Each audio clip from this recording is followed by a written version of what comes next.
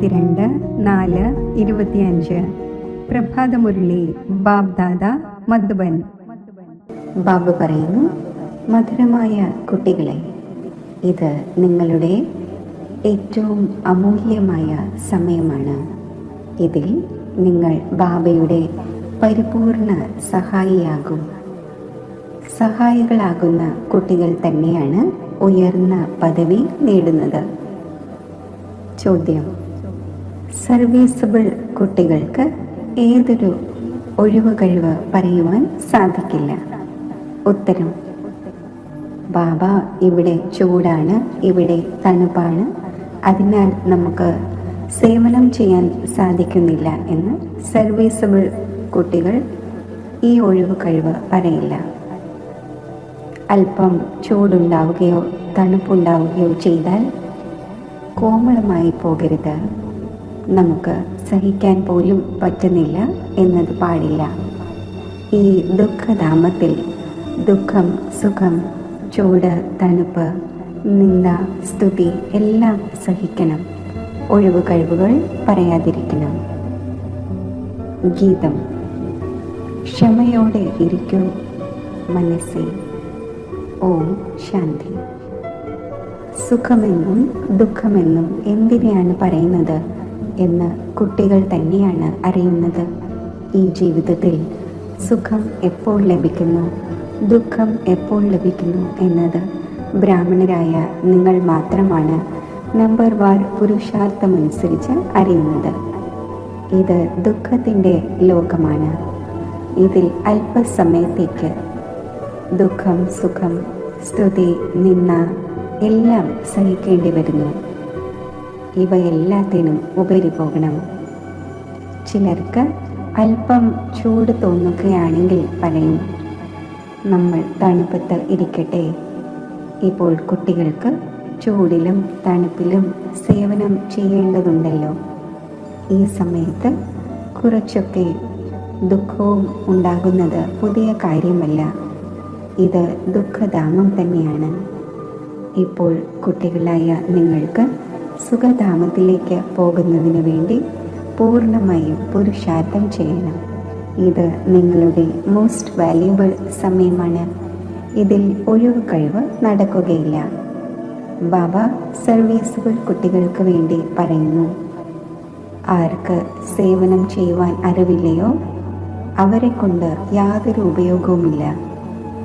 ഇവിടെ ബാബ വന്നിരിക്കുകയാണ് ഭാരതത്തെ എന്നല്ല വിശ്വത്തെ സുഖധാമമാക്കി മാറ്റുവാൻ. അപ്പോൾ ബ്രാഹ്മണരായ കുട്ടികൾക്കും ബാബയുടെ സഹായിയാകേണ്ടതുണ്ട്. ബാബ വന്നു കഴിഞ്ഞു, അപ്പോൾ ബാബയുടെ മതമനുസരിച്ച് നടക്കണം. ഭാരതം സ്വർഗമായിരുന്നു, അതിപ്പോൾ നരകമാണ്. അതിനെ വീണ്ടും സ്വർഗമാക്കി മാറ്റണം. ഇതും ഇപ്പോൾ മനസ്സിലാക്കി കഴിഞ്ഞു.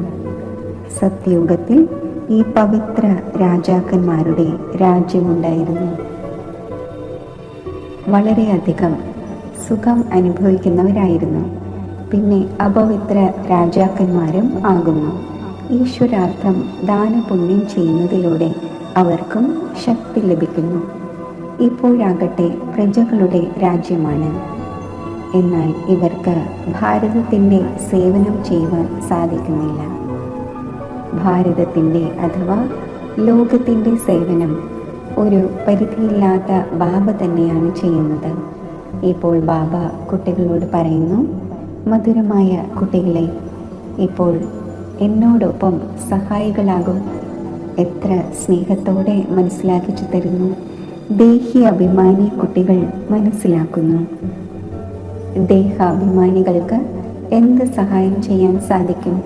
കാരണം മായയുടെ ചങ്ങലകളിൽ കുടുങ്ങിക്കിടക്കുകയാണ്.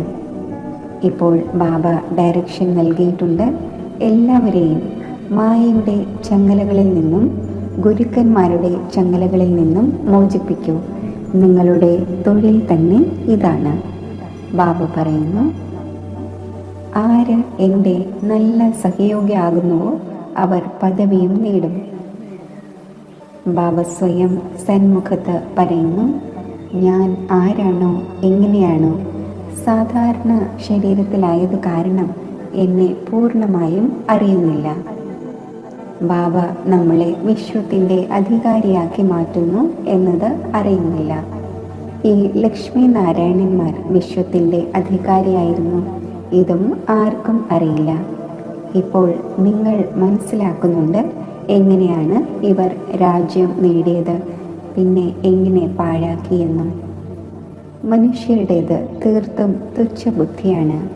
ഇപ്പോൾ ബാബ വന്നിരിക്കുകയാണ് എല്ലാവരുടെയും ബുദ്ധിയുടെ പൂട്ട് തുറക്കുവാൻ, കല്ല് ബുദ്ധിയിൽ നിന്നും പവിഴ ബുദ്ധിയാക്കി മാറ്റുവാൻ. ബാബ പറയുന്നു, ഇപ്പോൾ സഹായികളാകൂ. ലോകത്തുള്ളവർ ഈശ്വരീയ സേവകർ എന്ന് പറയുന്നു, പക്ഷേ സഹായികൾ ആകുന്നതേയില്ല. ഈശ്വരൻ വന്ന് ആരെയാണോ പാവനമാക്കുന്നത് അവരോട് തന്നെ പറയുന്നു, ഇപ്പോൾ മറ്റുള്ളവരെയും തനിക്ക് സമാനമാക്കി മാറ്റൂ, ശ്രീമതനുസരിച്ച് നടക്കൂ. ബാബ വന്നിരിക്കുന്നത് തന്നെ പാവനവും സ്വർഗവാസിയും ആക്കുന്നതിൽ. ബ്രാഹ്മണ കുട്ടികളായ നിങ്ങൾ അറിയുന്നുണ്ട്, ഇത് മൃത്യുലോകമാണ്. ഇരിക്കവേ തന്നെ അപ്രതീക്ഷിതമായി മൃത്യു സംഭവിക്കും.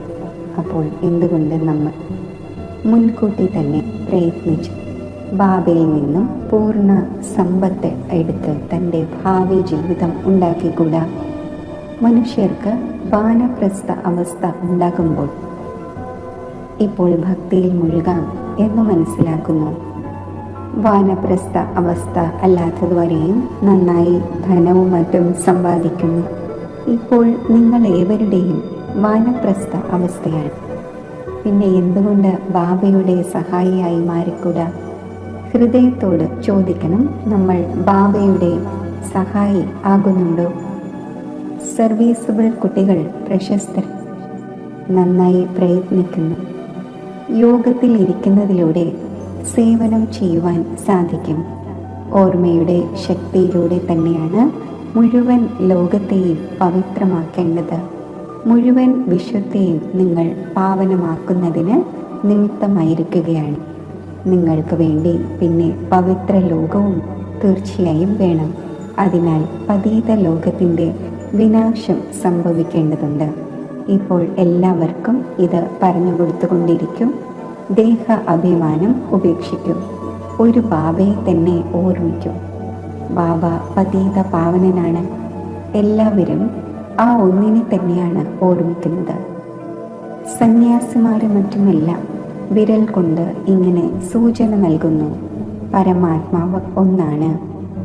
അത് തന്നെയാണ് എല്ലാവർക്കും സുഖം നൽകുന്നവൻ, ഈശ്വരൻ അഥവാ പരമാത്മാവ് എന്ന് പറയുന്നു. പക്ഷേ ആ ഒന്നിനെ ആരും തന്നെ അറിയുന്നില്ല. ചിലർ ഗണപതിയെ, ചിലർ ഹനുമാനെ, ചിലർ തൻ്റെ ഗുരുവിനെ ഓർമ്മിച്ചു കൊണ്ടിരിക്കുന്നു. ഇപ്പോൾ നിങ്ങൾക്കറിയാം, ഇവയെല്ലാം ഭക്തിമാർഗത്തിൻ്റെതാണ്. ഭക്തിമാർഗവും പകുതി കൽപ്പം നടക്കേണ്ടതുണ്ട്. വലിയ വലിയ ഋഷിമുനിമാരെല്ലാം നേതി നേതി എന്ന് പറഞ്ഞു വന്നു. രചയിതാവിനെയും രചനയെയും നമ്മൾ അറിയുന്നില്ല എന്ന്. ബാബ പറയുന്നു, അവർ ത്രികാലദർശിയല്ല. ബീജരൂപവും ജ്ഞാനസാഗരവും ഒന്ന് മാത്രമാണ്. ആ ഒന്ന് വരുന്നതും ഭാരതത്തിലാണ്. ശിവജയന്തിയും ആഘോഷിക്കുന്നു, ഗീതാ ജയന്തിയും ആഘോഷിക്കുന്നു. അപ്പോൾ കൃഷ്ണനെ ഓർമ്മിക്കുന്നു, ശിവനെ അറിയുന്നില്ല. ശിവബാബ പറയുന്നു, പതീത പാവനും ജ്ഞാനത്തിൻ്റെ സാഗരവും ഞാനാണ്. കൃഷ്ണനെ കുറിച്ച് പറയുവാൻ സാധിക്കില്ല. ഗീതയുടെ ഭഗവാൻ ആരാണ്? ഇത് വളരെ നല്ല ചിത്രമാണ്. ബാബ ഈ ചിത്രങ്ങളും മറ്റുമെല്ലാം ഉണ്ടാക്കിക്കുന്നു, കുട്ടികളുടെ തന്നെ മംഗളത്തിന് വേണ്ടി. ശിവബാബയുടെ മഹിമ കംപ്ലീറ്റായി എഴുതണം. മുഴുവൻ ആധാരവും ഇതിന്മേലാണ്. മുകളിൽ നിന്നും ആരെല്ലാം വരുന്നുവോ അവർ പവിത്രം തന്നെയാണ്. പവിത്രമാകാതെ ആർക്കും പോകുവാൻ കഴിയില്ല. മുഖ്യമായ കാര്യമാണ് പവിത്രമാകുന്നതിൻ്റേത്. അത് പവിത്രധാമമാണ്. അവിടെ എല്ലാ ആത്മാക്കളും നിവസിക്കും. ഇവിടെ നിങ്ങൾ പാർട്ട് അഭിനയിച്ച് പതീതം ആയിപ്പോയി. ആരാണോ ഏറ്റവും കൂടുതൽ പാവനം അവർ തന്നെ പിന്നീട് പതീതമായി. ദേവീ ദേവതാ ധർമ്മത്തിൻ്റെ പേരോ അടയാളമോ പോലും അപ്രത്യക്ഷമായി. ദേവതാധർമ്മത്തിനു പകരം ഹിന്ദു ധർമ്മം എന്ന പേര് വച്ചിരിക്കുന്നു. നിങ്ങൾ തന്നെയാണ് സ്വർഗത്തിൻ്റെ രാജ്യം നേടുന്നതും പിന്നെ പാഴാക്കുന്നതും. തോൽവിയുടെയും ജയത്തിൻ്റെയും കളിയാണ്. മായയോട് തോറ്റാൽ തോൽവിയാണ്, മായയോട് ജയിച്ചാൽ ജയമാണ്. മനുഷ്യരാകട്ടെ രാവണൻ്റെ ഇത്രയും വലിയ ചിത്രം എത്ര ചിലവഴിച്ച് നിർമ്മിക്കുന്നു, പിന്നെ ഒറ്റ ദിവസത്തിൽ തന്നെ ഇല്ലാതാക്കുന്നു. ശത്രുവാണല്ലോ. എന്നാൽ ഇത് പാവകളുടെ കളിയായിപ്പോയി. ശിവബാബയുടെയും ചിത്രം ഉണ്ടാക്കി പൂജിച്ച ശേഷം ഇല്ലാതാക്കുന്നു. ദേവിമാരുടെ ചിത്രവും ഇതുപോലെ ഉണ്ടാക്കി പിന്നീട് മുക്കി താഴ്ത്തുന്നു. യാതൊന്നും മനസ്സിലാക്കുന്നില്ല. ഇപ്പോൾ കുട്ടികളായ നിങ്ങൾ പരിധിയില്ലാത്ത ഹിസ്റ്ററിയും ജോഗ്രഫിയും അറിയുന്നുണ്ട്. ഈ ലോകത്തിൻ്റെ ചക്രം എങ്ങനെ തിരിയുന്നു എന്നത്. സത്യയുഗത്തെ ത്രേതായുഗത്തെ ആരും അറിയുന്നില്ല. ദേവതമാരുടെയും അപകീർത്തിയുടെ ചിത്രങ്ങളാണ് ഉണ്ടാക്കിയിരിക്കുന്നത്. ബാബ മനസ്സിലാക്കിച്ചു തരുന്നു, മധുരമായ കുട്ടികളെ, വിശ്വത്തിൻ്റെ അധികാരി ആകുന്നതിന് വേണ്ടി ബാബ ഏതൊരു പഥ്യം പറഞ്ഞിട്ടുണ്ടോ ആ പഥ്യം പാലിക്കൂ.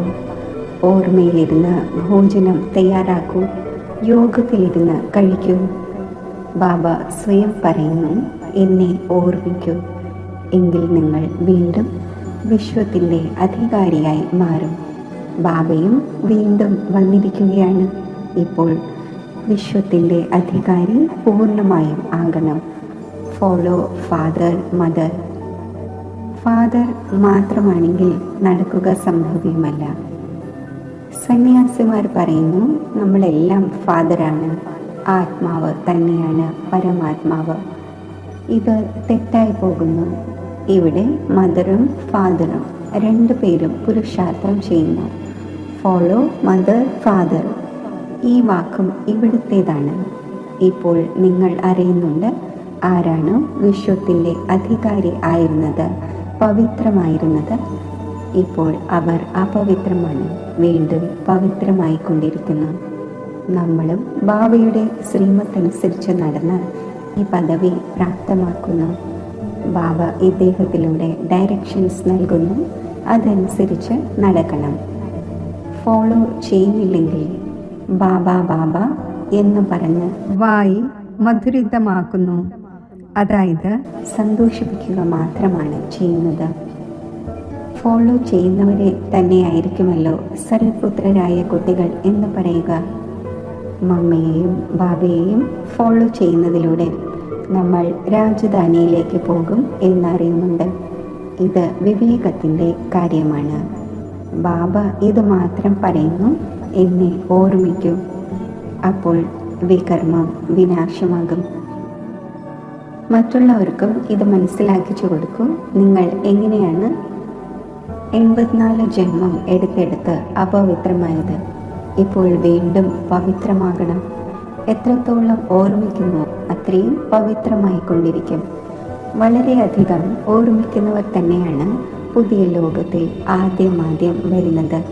പിന്നെ മറ്റുള്ളവരെയും തനിക്ക് സമാനമാക്കണം. പ്രദർശനികളിൽ ബാബയ്ക്കും മമ്മയ്ക്കും മനസ്സിലാക്കിച്ചു കൊടുക്കുന്നതിനായി പോകുവാൻ സാധിക്കില്ല. പുറത്തു നിന്നും ഏതെങ്കിലും വലിയ വ്യക്തി വരികയാണെങ്കിൽ ഇതാരാണ് വന്നിരിക്കുന്നതെന്ന് ആ ആളെ കാണുന്നതിന് വേണ്ടി എത്ര മനുഷ്യരാണ് പോകുന്നത്. ഇതാണെങ്കിൽ എത്ര ഗുപ്തമാണ്. ബാബ പറയുന്നു, ഞാൻ ഈ ബ്രഹ്മാവിൻ്റെ ശരീരത്തിലൂടെ സംസാരിക്കുന്നു. ഞാൻ തന്നെയാണ് ഈ കുട്ടികൾക്ക് റെസ്പോൺസിബിളായവൻ. നിങ്ങൾ എല്ലായ്പ്പോഴും മനസ്സിലാക്കൂ, ശിവ് ബാബയാണ് പറയുന്നത്, ശിവ് ബാബയാണ് പഠിപ്പിക്കുന്നത്. നിങ്ങൾ ശിവ് ബാബയെ മാത്രം നോക്കണം, ഇദ്ദേഹത്തെ നോക്കരുത്. സ്വയം തന്നെ ആത്മാവെന്ന് മനസ്സിലാക്കൂ. പരമാത്മാവായ ബാബയെ ഓർമ്മിക്കൂ. നമ്മൾ ആത്മാവാണ്. ആത്മാവിൽ മുഴുവൻ പാർട്ടും അടങ്ങിയിട്ടുണ്ട്. ഈ ജ്ഞാനം ബുദ്ധിയിൽ തിരിഞ്ഞുകൊണ്ടിരിക്കണം. ലോകത്തിലെ കാര്യങ്ങൾ മാത്രമാണ് ബുദ്ധിയിൽ ഉണ്ടായിരിക്കുന്നതെങ്കിൽ യാതൊന്നും അറിയാത്തതുപോലെയാണ്, തീർത്തും മോശമായതാണ്. എന്നാൽ അങ്ങനെയുള്ളവരുടെയും മംഗളം ചെയ്യേണ്ടതുണ്ട്. സ്വർഗത്തിലേക്ക് പോകും, പക്ഷെ ഉയർന്ന പദവി ഉണ്ടായിരിക്കുകയില്ല. ശിക്ഷകൾ അനുഭവിച്ചു പോകും. ഉയർന്ന പദവി എങ്ങനെ നേടുവാൻ കഴിയും എന്നത് ബാബ മനസ്സിലാക്കിച്ചു തന്നു. ഒന്നാണ് സ്വദർശന ചക്രധാരി ആവുകയും ആക്കുകയും ചെയ്യൂ. പക്വമായ ആക്കുകയും ചെയ്യൂ. ബാബ പറയുന്നു, എന്നെ ഓർമ്മിക്കൂ.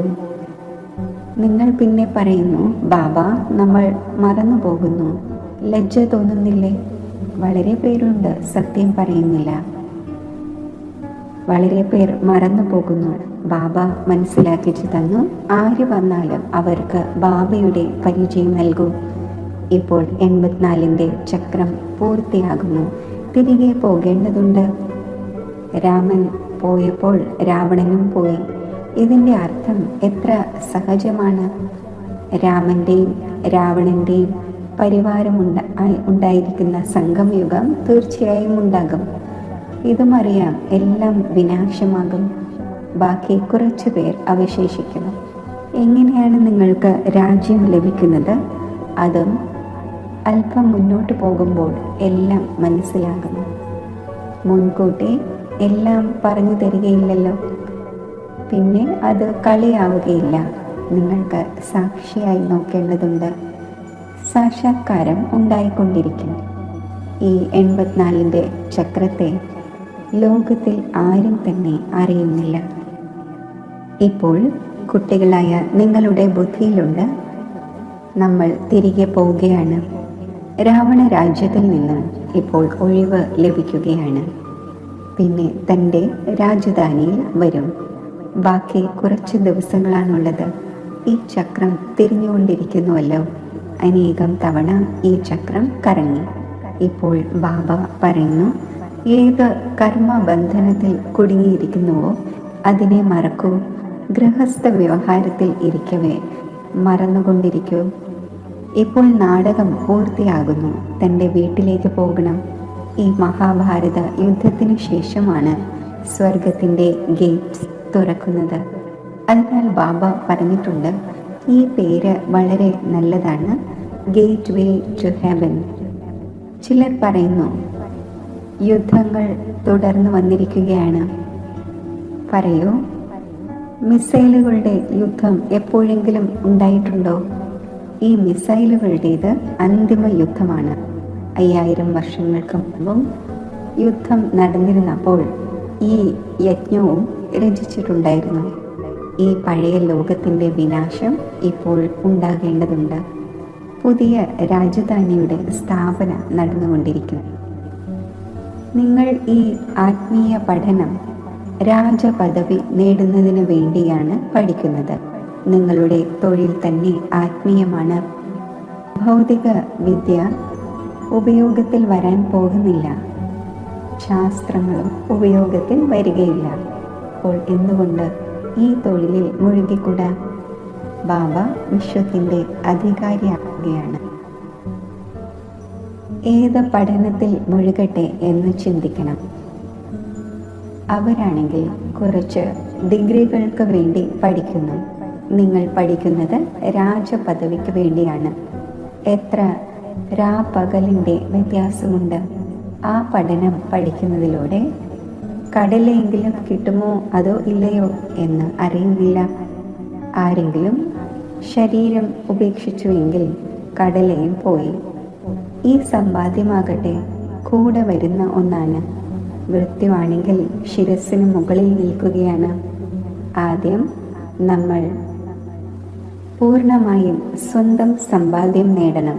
ഈ സമ്പാദ്യം ചെയ്ത് ലോകം തന്നെ വിനാശമാകേണ്ടതുണ്ട്. നിങ്ങളുടെ പഠനം പൂർത്തിയാകുമ്പോൾ വിനാശവും സംഭവിക്കും. നിങ്ങൾക്കറിയാം, ഏതെല്ലാം മനുഷ്യരുണ്ടോ അവരുടെ മുഷ്ടിക്കുള്ളിൽ കടലയാണ്.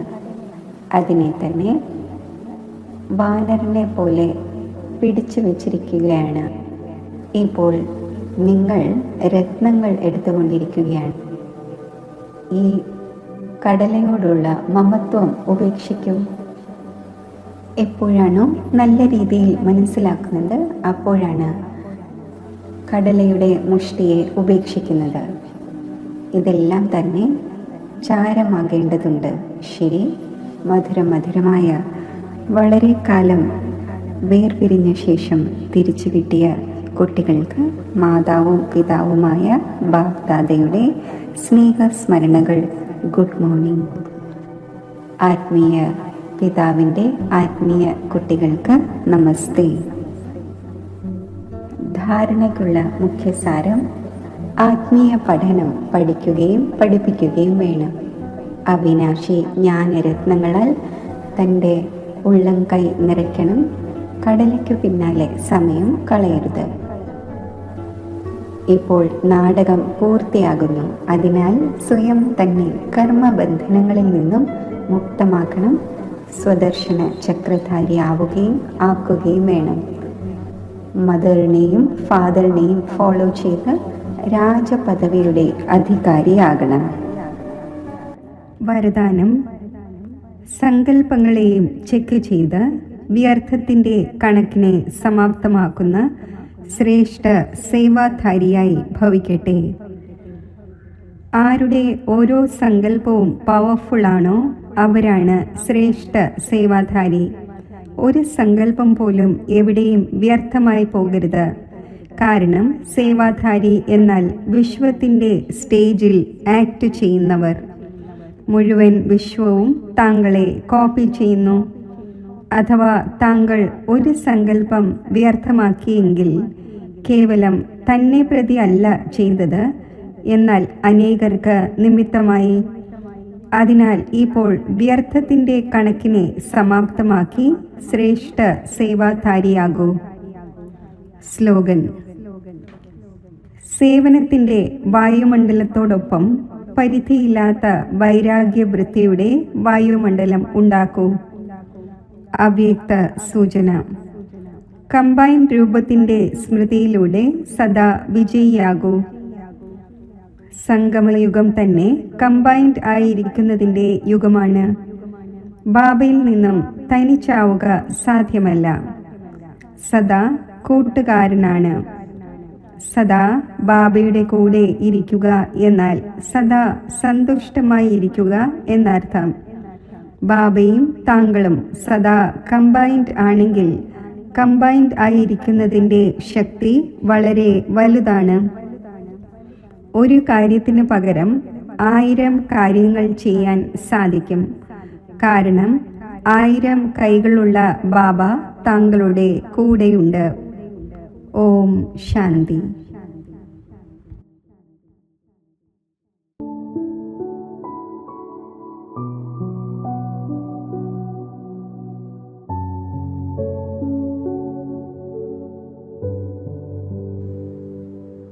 അനേകം സങ്കല്പങ്ങളുടെ സർവവിസ്താരങ്ങൾക്കും ബിന്ദുവിട്ട് ഞാൻ ബിന്ദുരൂപമായി മാറുന്നു.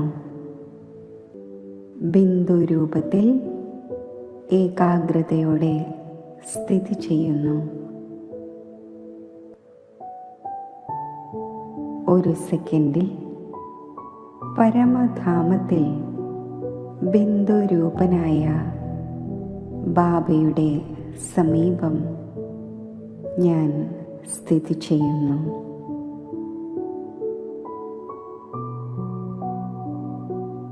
സർവഗുണങ്ങളുടെയും ശക്തികളുടെയും സാഗരമായ ബിന്ദുരൂപമായ ബാബയുടെ ഓർമ്മയിൽ ഞാൻ ലയിച്ചു ചേരുന്നു.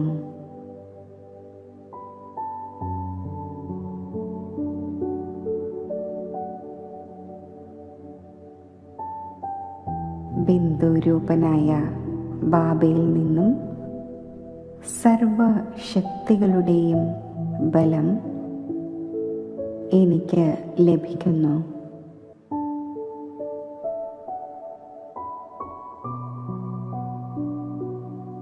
സർവ ഗുണങ്ങളുടെയും ഖജനാവുകൾ എന്നിൽ നിറയുന്നു.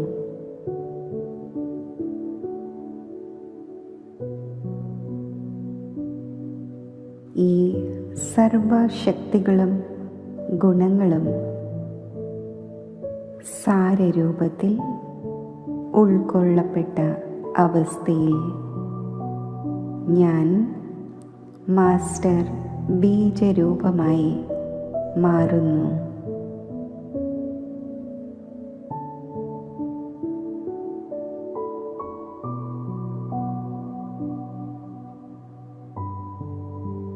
ഈ സമ്പൂർണവും സൂക്ഷ്മവും ശക്തിശാലിയുമായ സ്ഥിതി എന്നിലെ സൂക്ഷ്മ വികർമ്മങ്ങളെപ്പോലും ഭസ്മമാക്കുന്നു.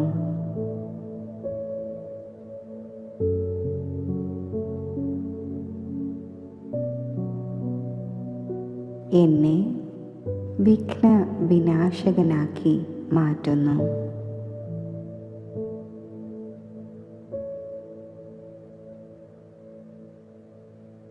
എന്നിൽ ഇച്ഛാ മാത്രം അവിദ്യ സ്ഥിതി ഉണ്ടാകുന്നു.